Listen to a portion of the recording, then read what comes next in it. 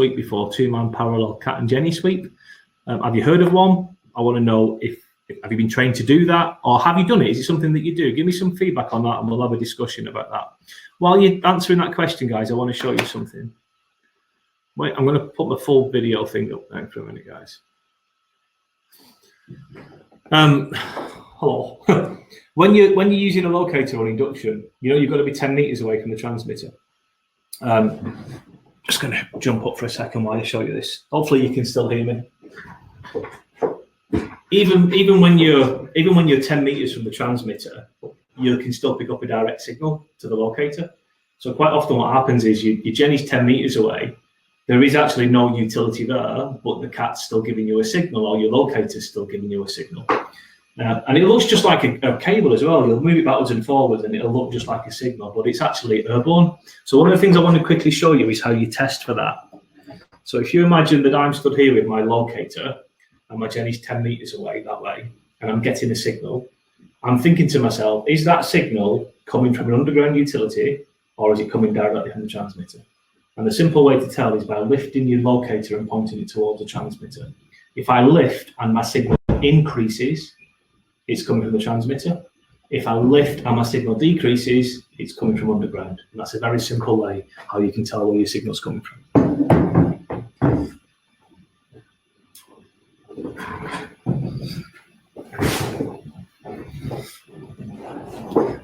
Okay, guys. So we're getting kind of towards the end of our survey now. Really. We've done all our connecting and stuff, haven't we, and clamping and things. So this is where we talk about the kind of final induction techniques. And the reason I brought up the 2-man sweep is I know a lot of people have been taught to do this, and I have some concerns with it. It's a technique that's still being taught, and I think we just have to be careful. First of all, for anyone that doesn't know, let me explain what one is. Still using induction. If you imagine that I've got a footpath here and I've got my excavation here.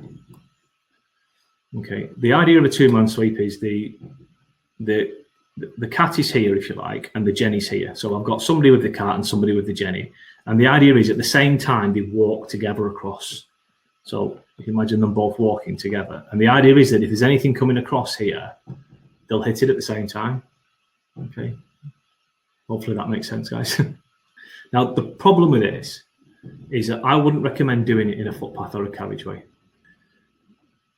And let me explain why.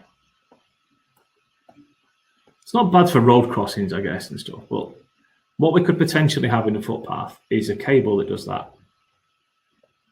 And that's not uncommon, guys. You know, it's changing position in the footpath. You imagine you're here with your cat and your Genny's here, and you walk across at the same time. In the starting position, the cat isn't going to detect it because the Genny's not on it. Then you walk together. But by the time the Genny's on it, the cat's not. You see that? Okay. So that's one of the potential downfalls of a 2-man sweep, is that if a cable changes position between the cat and the Genny, you can miss it, you see. So the technique that I teach people to do